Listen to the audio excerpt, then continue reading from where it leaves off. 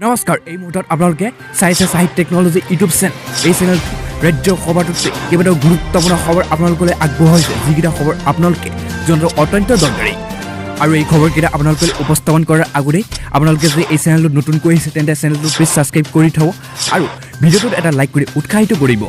কিন্তু এই মুহূৰ্তত অতি গুৰুত্বপূৰ্ণ এটা ব্ৰেকিং নিউজ মুকলি হৈ আহিছে কাৰণ ৰাজ্যত আজি কিমান লোক কৰোনাৰ আক্ৰান্ত হৈছে আৰু কিমানে মৃত্যু খবৰিবলগীয়া হৈছে কিন্তু টুইটাৰ যোগে জনাইছে মুখ্যমন্ত্ৰীগৰাকী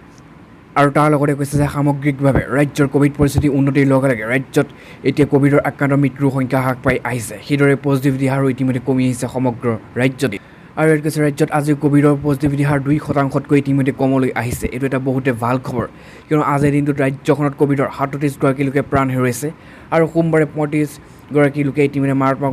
ভাইৰাছ বিধত প্ৰাণ হেৰুৱাবলগীয়া হৈছিল আৰু অতি গুৰুত্বপূৰ্ণ কথাটো হৈছে যে বিগত 24 ঘণ্টাত ৰাজ্যত কৰোনা ভাইৰাছত আক্ৰান্ত হৈছে 2869গৰাকী লোকৰ আৰু এই সময়ছোৱাত 1,52,720টা কোভিড পৰীক্ষা সম্পূৰ্ণ কৰা হৈছিল আৰু কামৰূপ মেট্ৰত বিগত 24 ঘণ্টাত আক্ৰান্ত হৈছে 198গৰাকী লোকৰ ইয়াৰ পাছত এই মুহূৰ্তত আন এটা ডাঙৰ খবৰ মুকলি হৈ আহিছে এটা ব্ৰেকিং নিউজ কিয়নো অখিল গগৈ যোৱাকালি এনআই আদালতত ইতিমধ্যে জামিন লাভ কৰিছে আৰু 2 দিনৰ ভিতৰতে অখিল গগৈ ইতিমধ্যে জেলৰ বাহিৰত ওলাব পাৰে কিন্তু ইতিমধ্যে আহিছে ডাঙৰ ভয়ংকৰ তথ্য কিয়নো ভুৱা গোচৰ অখিল গগৈক এবছৰ কাৰাৰুদ্ধ কৰি ৰাখিলে এই চাঞ্চল্যকৰ তথ্য ইতিমধ্যে পোহৰলৈ আহিছে আৰু চাবুৱা থানাৰ গোচৰত অভিযুক্ত হোৱা পিছতে অখিল গগৈ এই বৃহৎ মন্তব্য কৰিছে আৰু চাবুৱা থানাৰ গোচৰত অখিল গগৈক অভিযোগ মুক্ত কৰাৰ পিছতে স্বাভাৱিকতে প্ৰশ্ন তুলিছে ৰাইজৰ দল তথা অখিল গগৈৰ সমৰ্থকে কিয়নো আন্দোলনৰ সময়ত অখিল গগৈৰ বিৰুদ্ধে ৰুজু কৰা হৈছিল এটাৰ পিছত আনটো গোচৰ আৰু অখিলৰ বিৰুদ্ধে ৰুজু হোৱা গোচৰ অন্যতম গোচৰ চাবুৱা আৰক্ষীৰ 21/2019 নম্বৰ গোচৰ আছিল আৰু এই গোচৰত আৰক্ষী শিলদলিয়াই অভিযুক্ত থকাৰ ইতিমধ্যে অখিল গগৈৰ বিৰুদ্ধে হৈছিল আৰু অখিল গগৈ আৰক্ষী শিলদলিয়াই দাঁত ভাঙাৰ অভিযোগ উত্থাপিত হৈছিল কিন্তু উপযুক্ত তথ্য প্ৰমাণ নথকাৰ বাবে অৱশেষত আদালতৰ মজিয়াত ইতিমধ্যে মুখ ঠেকেচা খাব লগা হৈছে কিন্তু অখিল গগৈ অভিযোগ ইতিমধ্যে জামিন লাভ কৰিছে সেয়ে এই এনআই আদালতত পৰা ওলাই আহি অখিল গগৈ দাবী কৰিছে যে ভুৱা গোচৰত মোক এনে এবছৰ ৰাখি থৈছে এনআই আদালতে আৰু ইপিনে চাবুৱা থানাৰ গোচৰত শিৱসাগৰ বিধায়ক অখিল গগৈ অভিযোগমুক্ত হোৱাৰ লগতে আন দুজনকো উক্ত গোচৰত অভিযোগমুক্ত কৰে এনআই আদালতে আনহাতে ৰোগীয়ে মাতৃক সাক্ষাতৰ বাবে অনুমতি বিচাৰি অখিল গগৈ আবেদন কৰিছিল এনআই আদালতত কিন্তু উক্ত আবেদন মঙলবাৰে সম্পূৰ্ণ হয় শুনানি অৱশ্যে আদালতত ৰায় বুধবাৰে প্ৰকাশ কৰিব বুলি জনাইছে অখিল গগৈ অধিবক্তাই আৰু অতি ভাল কথাটো হৈছে যে উল্লেখযোগ্য যে চাবুৱা আৰক্ষী গোচৰত অভিযুক্ত মুক্ত হোৱাৰ পিছতেই লগে লগে অখিল গগৈ মাত্ৰ এতিয়া অখিল গগৈৰ বিৰুদ্ধে চানমাৰী আৰক্ষীৰ গোচৰহে এটাহে আছে চানমাৰী আৰক্ষীৰ গোচৰৰ পৰা মুক্ত হোৱাৰ লগে লগে মুকলি আকাশৰ তললৈ আহিব অখিল গগৈ 2 দিনৰ ভিতৰতে আজি পৰা পাছত এই মুহূৰ্তত আন এটা ডাঙৰ খবৰ মুকলি হৈছে এটা আজিৰ দিনটোৰ ব্ৰেকিং নিউজ কিয়নো ইতিমধ্যে ৰাজ্যত দোকান পোহাৰ খোলা সান্ধ্য সময় বৃদ্ধিৰ সিদ্ধান্ত গ্ৰহণ কৰিছে আৰু আজি হ'ব পাৰে বৃহৎ ঘোষণা কিন্তু চৰকাৰ বিশেষ সূত্ৰে আমাৰ হাতত এই তথ্য দাঙি ধৰিছে আৰু তাৰ লগতে কৈছে শেহতীয়াকৈ সমগ্ৰ অসমতে লগতে মহানগৰী জিলাতো কোভিড পৰিস্থিতি ক্ৰমান্বয়ে উন্নতি ঘটিছে এনে পৰিস্থিতি মহানগৰৰ লগতে প্ৰায় স্বাভাৱিক জীৱন যাত্ৰা আৰম্ভ হোৱা সম্ভাৱনা দেখা গৈছে আৰু চৰকাৰ বিশেষ সূত্ৰৰ মতে ইতিমধ্যে বৃহস্পতিবাৰৰ পৰা মহানগৰীৰ লগতে সমগ্ৰ ৰাজ্যৰ বিভিন্ন জিলাত সন্ধিয়া 5 বজা পৰ্যন্ত দোকান পোহাৰ খোলা ৰখাৰ আৰু সন্ধিয়া 6 বজাৰ পাছতহে সান্ধ্য ঘোষণা কৰাৰ সিদ্ধান্ত ল'ব পাৰে আজি এই মুহূৰ্তত চৰকাৰে কিন্তু ইতিমধ্যে এই সন্দৰ্ভত চৰকাৰে গুৰুত্বপূৰ্ণ সিদ্ধান্ত গ্ৰহণ কৰা বুলিও সূত্ৰটোৱে ইতিমধ্যে এই কথা উল্লেখ কৰিছে আৰু তাৰ লগতে অতি গুৰুত্বপূৰ্ণ কথাটো ইয়াত কৈছে যে মঙলবাৰে মুখ্যমন্ত্ৰী ডক্টৰ হিমন্ত বিশ্ব শৰ্মাই লখিমপুৰৰ পৰা গুৱাহাটী উপস্থিত হোৱাৰ পাছত এই ক্ষেত্ৰত চূড়ান্ত সিদ্ধান্ত গ্ৰহণ কৰা হ'ব বুলি সম্ভাৱনা আছে কামৰূপ মেট্ৰত বিগত 24 ঘণ্টাত কোভিডৰ আক্ৰান্ত হৈছে 158গৰাকী লোক উল্লেখযোগ্য যে ৰাজ্যৰ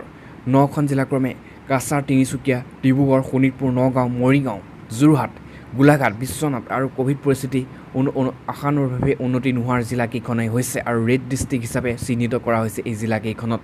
কিন্তু প্ৰয়োজন সাপেক্ষে 10 দিনৰ লকডাউনৰ কথা ঘোষণা কৰিছিল ৰাজ্যৰ মুখ্যমন্ত্ৰীগৰাকীয়ে কিন্তু বুধবাৰে চৰকাৰে এই বিষয়ে সিদ্ধান্ত গ্ৰহণ কৰাৰ সম্ভাৱনা থকাৰ পৰা ইতিমধ্যে জানিব পৰা গৈছে আৰু আজি আৰু কিছু সময় পূৰ্বে পিছতে ইতিমধ্যে চূড়ান্ত হ'ব যে অসমত কেতিয়াৰ পৰা কিমানখন জিলাত লকডাউন হ'ব আৰু সম্পূৰ্ণ 6 বজাৰ পাছতহে সান্ধ্য জাৰি কৰিব এই কথা স্পষ্ট হৈ পৰিছে চৰকাৰ বিশেষ সূত্ৰৰ পৰা আমাৰ হাতত এই খবৰ আহি পৰিছে এইবাৰ পাছত এই মুহূৰ্তত সকলোতকৈ ডাঙৰ ব্ৰেকিং নিউজ এটা মুকলি হৈ আহিছে অসম চৰকাৰৰ চৰকাৰী কৰ্মচাৰীসকলৰ বাবে কিয়নো ৰাজ্য চৰকাৰৰ বিত্ত বিভাগে অজন্তা নিয়োগে ইতিমধ্যে বৃহৎ সিদ্ধান্ত গ্ৰহণ কৰিছে ৰাজ্যৰ সকলো কৰ্মচাৰীসকলৰ বাবে আৰু ইয়াত কৈছে ৰাজ্য চৰকাৰৰ চৰকাৰী কৰ্মচাৰীসকলৰ বাবে বিশেষ সুখবৰ আছে কিয়নো বিত্তমন্ত্ৰী অজন্তা নিয়োগে কৰিলে এই বৃহৎ কাম আৰু ইয়াত কৈছে প্ৰথমতে এটা কথা কৈ লৈছে যে আপোনাৰ ঘৰ হিতাধিকাৰী ঋণ ৰেহাইৰ বাবে 38.50 কোটি টকা মুকলি কৰিছে কৰ্মচাৰীৰ বাবে বিত্তমন্ত্ৰীয়ে আৰু তাৰ লগতে কৈছে যে ৰাজ্য চৰকাৰী কৰ্মচাৰীসকলৰ বাবে চৰকাৰী গ্ৰহণ কৰা আপোন ঘৰ আঁচনি হিতাধিকাৰীৰ ঋণ ৰেহাইৰ বাবে আজি বিত্ত বিভাগে 38.50 কোটি অনুমোদন জনাইছে আৰু হিতাধিকাৰী কৰ্মচাৰীসকলে কেইবামাহ ধৰি সুদৰ অংশ ৰেহাই নোপোৱাৰ বিষয়টো ইতিমধ্যে বিত্ত মন্ত্ৰী অজন্তা নেওগে নিয়োগৰ ইতিমধ্যে দৃষ্টিগোচৰ কৰিছিল। কিন্তু শেহতীয়াভাৱে আপোন ঘৰ আঁচনি হিতাধিকাৰী ঋণ ৰেহাই বিষয়টো এই ক্ষেত্ৰত বিভাগীয় মন্ত্ৰী অজন্তা নেওগে প্ৰতিবেদন বিচাৰি আৰু বিষয়টোৰ গুৰুত্ব অনুধাৱন কৰি কৰ্মচাৰীৰ ঋণ ৰেহাইৰ বাবে 38.50 কোটি টকাৰ অনুমোদন জনায়। উল্লেখযোগ্য যে ৰাজ্যৰ চৰকাৰ আপোন ঘৰ অভিলাষী আঁচনিখনৰ জৰিয়তে ৰাজ্যৰ 31,996 গৰাকী চৰকাৰী বিষয়া কৰ্মচাৰী উপকৃত হৈছে আৰু ইতিমধ্যে আপোন ঘৰ আঁচনিখনৰ ৰূপায়ণ বাবে 2017-18 বিত্তীয় বৰ্ষত 5 কোটি টকা, 2018-19 বৰ্ষত 70 কোটি টকা ইতিমধ্যে মুকলি কৰাৰ সিদ্ধান্ত গ্ৰহণ কৰিছে। এই আঁচনিৰ জৰিয়তে এজন কৰ্মচাৰী সৰ্বাধিক 15 লাখ টকা পৰ্যন্ত ঋণ লাভৰ বাবে যোগ্য বিবেচিত হ'ব। তাৰ পাছতে এই মুহূৰ্তত আন এটা ডাঙৰ খবৰ মুকলি হৈছে, এটা ব্ৰেকিং নিউজ, কিয়নো ইতিমধ্যে গাড়ী চলাচলৰ ক্ষেত্ৰতো আহিছে এই মুহূৰ্তত নতুন বৃহৎ খবৰ। আৰু দুচকীয়া বাহনত উঠিব নোৱাৰিব ইতিমধ্যে এতিয়াৰ পৰা দুজন পুৰুষ। পুনৰ এই বৃহৎ সিদ্ধান্ত গ্ৰহণ কৰিছে ৰাজ্য চৰকাৰে আৰু মহিলাৰ ক্ষেত্ৰত কিছুমান ৰেহাই দিছে চৰকাৰ। আৰু ইয়াত কৈছে অসম চৰকাৰে ইতিমধ্যে জাৰি কৰিছে ক'ভিড সম্পৰ্কীয় নতুন নীতি নিৰ্দেশনা। বিভিন্ন বাধা নিষেধৰ লগতে দুচকীয়া বাহনত পিলিয়ন ৰাইডিং আৰু বন্ধ কৰিছে চৰকাৰে, আৰু অৰ্থাৎ মটৰ চাইকেল স্কুটাৰ আদিত দুজন পুৰুষ উঠিব নোৱাৰিব। অৱশ্যে মহিলা আৰু শিশুক এই নিষেধাজ্ঞাৰ পৰা ৰেহাই দিয়া হৈছে। আনহাতে গুৱাহাটী দিনৰ 2 বজাৰ পৰা পুৱা 5 বজালৈকে সান্ধ্য জাৰি কৰিছে আৰু আন্তঃজিলা যাতায়াতৰ পৰৱৰ্তী নিৰ্দেশ নিদিয়া পৰ্যন্ত বন্ধ থাকিব। কিন্তু দক্ষিণ শালমাৰা, মানকাছাৰ, মাজুলী, বঙাইগাঁও আৰু চিৰাং জিলাত 5 বজাৰ পৰা সান্ধ্য আইন প্ৰযোজ্য হ'ব। ওদালগুৰি, পশ্চিমবংগ, পশ্চিম কাৰ্বি আংলং ইতিমধ্যে 5 বজাৰ পৰা সান্ধ্য আইন বলবৎ হ'ব আৰু ডিমা হাছাও, চৰাইদেউতো বিয়লি 5 বজাৰ পৰা সান্ধ্য আইন বলবৎ হ'ব আৰু দিনটো গাড়ী চলাচল সম্পূৰ্ণৰূপে চলি থাকিব এই জিলাসমূহত। কিয়নো গাড়ী চলাচলৰ ক্ষেত্ৰত আহিছে এই নতুন খবৰ। আনহাতে কঠোৰ পৰ্যবেক্ষণ থাকিব কাছাৰ, তিনিচুকীয়া, ডিব্ৰুগড়, নগাঁও, শোণিতপুৰ জিলাত। আৰু ইতিমধ্যে পৰিস্থিতি উন্নতি নহ'লে এই 5 জিলাত শীঘ্ৰেই কঠোৰ ব্যৱস্থা গ্ৰহণ কৰা হ'ব। আন জিলাসমূহত দিনৰ 1 বজাৰ পৰা পুৱা 5 বজালৈকে সান্ধ্য আইন থাকিব। পাছতো এই মুহূৰ্তত আন এটা ডাঙৰ খবৰ মুকলি হৈ আহিছে, এটা বহুতেই ভয়ংকৰ খবৰ। কিন্তু অসম চৰকাৰৰ মন্ত্ৰী অতুল বৰাৰ বিৰুদ্ধে ইতিমধ্যে অভিযোগ উত্থাপিত হৈছে। কিয়নো ইতিমধ্যে বোকাখাতৰ ৰাজাবাৰীৰ তেল চুৰি কাণ্ডৰ নতুন মূৰ নাম সাঙুৰ খাইছে অগপৰ চাহ কোষৰ কেন্দ্ৰীয় সম্পাদকৰ নাম। আৰু ইতিমধ্যে কেঁচু খান্দোতে ওলাইছে সাপ। বোকাখাতৰ ৰাজবাৰীৰ অবৈধ তেল চুৰি কাণ্ডই লৈছে নতুন মূৰ। আৰু অগপ নেতা পৰমানন্দ দাসৰ পিছত আন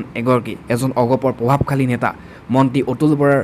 অতি ঘনিষ্ঠ বুলি পৰিচিত অগপৰ কেন্দ্ৰীয় চাহ কোষৰ সম্পাদক ভাস্কৰ কালিন্দীৰ নাম ইতিমধ্যে সাঙুৰ খাইছে। মন্ত্ৰী অতুল বৰাৰ ঘনিষ্ঠ হোৱাৰ বাবেই অসম আৰক্ষী বাহিনীৰ বোকাখাত থানা কমিটিৰ সভাপতি আসনখন বলপূৰ্বকভাৱে ভাস্কৰ কালিন্দীয়ে দখল কৰিছিল বুলি অভিযোগ উত্থাপিত হৈছিল। কিন্তু এইখিনিতে আহিছে ডাঙৰ খবৰ। ইফালে জেল হাজতলৈ প্ৰেৰণ কৰা অগপৰ নেতা পৰমানন্দ দাসে তেল চুৰি কাণ্ডটোৰ সৈতে ভাস্কৰ কালিন্দীও জড়িত থকাৰ কথা আৰক্ষীৰ আগত স্বীকাৰ কৰিছে। তেল চুৰিৰ মাষ্টাৰ মাইণ্ড সুৰজ আলীৰ ওচৰলৈ পৰমানন্দ দাসক ভাস্কৰ কালিন্দীয়ে লৈ গৈছিল বুলি পৰমানন্দ দাসে আৰক্ষীৰ আগত ইতিমধ্যে স্বীকাৰ কৰিছে আৰক্ষীৰ জেৰাত। আৰু এই বৃহৎ তেল চুৰি কাণ্ডৰ লগত এতিয়া কোন কোন অসমৰ প্ৰভাৱশালী নেতা মন্ত্ৰী জড়িত আছে সকলো ওলাই আহিব। কিয়নো যোৱা 13 জুনৰ দিনা বোকাখাতৰ ৰাজাবাৰী তেল ঘাটিত ইতিমধ্যে আৰক্ষীয়ে অভিযান চলাই 2 দিন পিছত ভাস্কৰ কালিন্দীক দেখা গৈছিল। আৰু কিন্তু তাৰ পিছৰ পৰাই অগপ নেতা ভাস্কৰ কালিন্দীয় পলাতক অৱস্থাত আছে। ইতিমধ্যে ভাস্কৰ কালিন্দীক বিচাৰি আৰক্ষীয়ে অভিযান অব্যাহত ৰাখিছে। আৰু ইফালে বোকাখাত আৰক্ষীয়ে ইতিমধ্যে গুৱাহাটীৰ পৰা হিস্মত সিং নামৰ এজনক গ্ৰেপ্তাৰ কৰিছে। অগপ নেতা পৰমানন্দ দাসৰ অবৈধ তেলৰ ঘাটিৰ পৰা জব্দ কৰা NL 05D7095 নম্বৰৰ টেংকাৰখনত নথি-পত্ৰ ইতিমধ্যে ভুৱা আছিল বুলি প্ৰমাণিত হৈছে। এই ভুৱা নথি-পত্ৰসমূহ হিস্মত সিঙে প্ৰস্তুত কৰি দিছিল বুলিও জানিব পৰা গৈছে। আৰু এইখিনিতে আহিছে ডাঙৰ ভয়ানক খবৰ। কিয়নো এই তেল চুৰি কাণ্ডৰ সৈতে জড়িত থকা বহু ৰৌ বৰালি জালত পৰা ইতিমধ্যে কথা নিশ্চিত হৈ পৰিছে। কিয়নো ডাঙৰ মন্ত্ৰী এই বৃহৎ তেল চুৰিৰ লগত জড়িত থাকিব। আৰু গোলাঘাট জিলা আৰু অতিৰিক্ত আৰক্ষী অধীক্ষক অঞ্জন পণ্ডিতৰ নেতৃত্বত চলা অপাৰেশ্যন ৰাজাবাৰীত পৰমানন্দ দাস, হিস্মত সিং আৰু সুৰজ সাহা, জগত দাস, নুৰজামাল